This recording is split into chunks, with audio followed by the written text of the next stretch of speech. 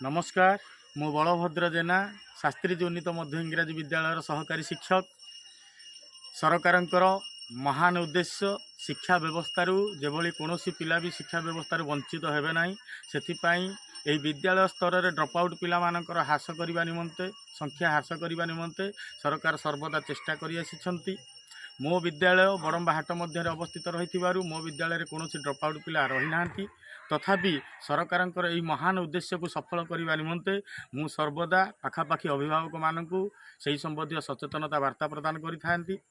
आसतु से भली एक अभिभावक मानू भेटी से ड्रप आउट पिला संबंधी किसी सचेतनता वार्ता प्रदान कर आसु। नमस्कार। पुआ ठीक रे स्कूल पुआ जाउची ठीक रे सबुदिन जाउची तो विद्यालय